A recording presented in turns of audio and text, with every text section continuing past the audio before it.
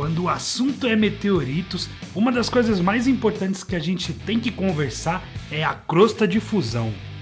E nesse vídeo eu vou explicar para você como que se forma a crosta de fusão, como que a gente identifica e algumas características muito interessantes sobre esse detalhe que você vai encontrar em alguns meteoritos. A crosta de fusão é uma das assinaturas mais bonitas dos meteoritos, principalmente dos rochosos. Algumas crostas são craqueladas, outras são bem frescas. Já em meteoritos mais antigos, a crosta é bem deteriorada. E em algumas outras crostas você vai ver orientação. Nesse vídeo falaremos de crosta de fusão, então se prepara, se ajeita aí, porque tá começando mais um episódio de como colecionar meteoritos.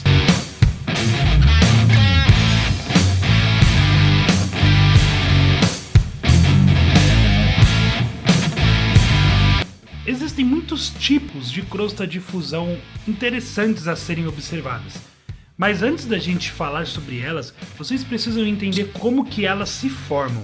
A crosta de fusão é uma das características mais marcantes de um meteorito. E entender sua formação é essencial para qualquer colecionador ou naturalista.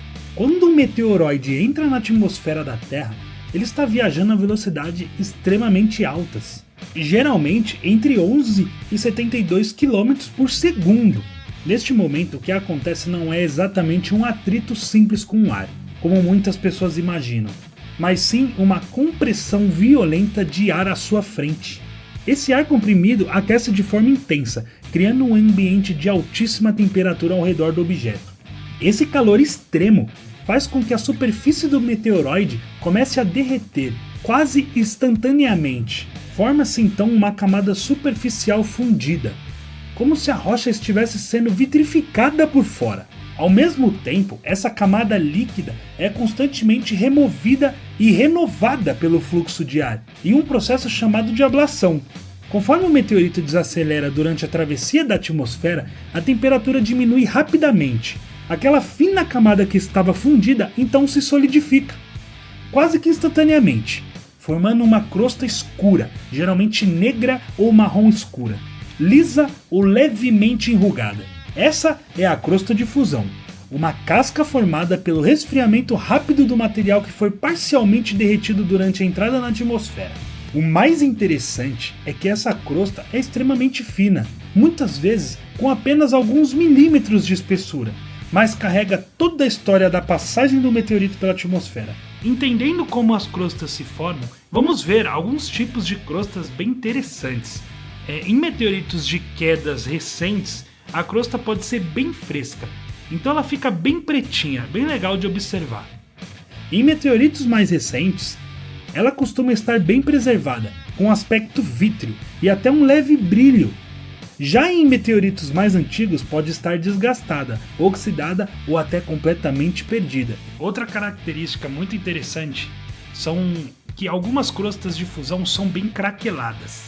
Repare nessas pequenas rachaduras que você vai encontrar na crosta de fusão. Algumas crostas de fusão são craqueladas. Apresentam pequenas rachaduras, como se a superfície tivesse quebrado em placas. Isso acontece principalmente pelo choque térmico. Durante a entrada na atmosfera, a superfície do meteorito aquece e derrete, formando a crosta de fusão. Mas logo depois, quando ela desacelera, essa camada esfria muito rápido.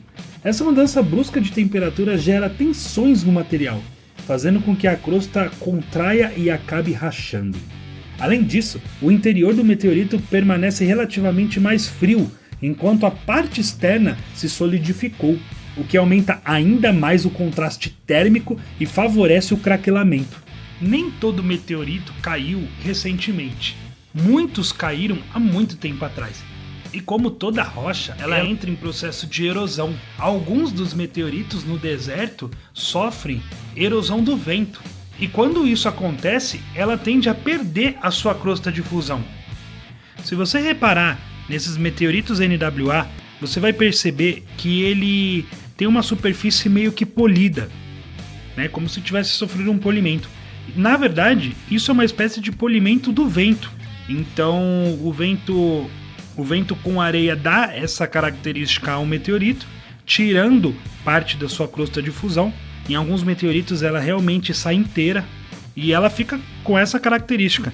Então nessa peça aqui, por exemplo, você pode ver que essa crosta de fusão mais fresca estava enterrada, enquanto essa daqui sofreu a erosão do vento. Repara aqui como está bem mais brilhoso do que nessa parte aqui.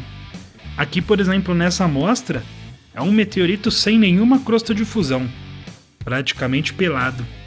E crostas de fusão com orientação, já ouviram falar disso? As crostas de fusão com orientação são aquelas que registram claramente a forma como o meteorito atravessou a atmosfera, mantendo uma posição relativamente estável durante a queda. Quando isso acontece, o fluxo de ar incide sempre na mesma direção sobre o meteorito, sofre um aquecimento muito mais intenso, desenvolvendo uma crosta de fusão mais espessa, lisa e muitas vezes com aspecto mais brilhante. Já as laterais começam a mostrar linhas de fluxo, como se o material estivesse sendo esticado para trás. Esse contraste entre lados e trás cria uma espécie de mapa de orientação do meteorito durante a entrada. É isso aí, naturalistas! Esse foi o episódio onde falamos sobre as crostas de fusão, super interessantes. Ainda temos muita coisa para conversar aqui.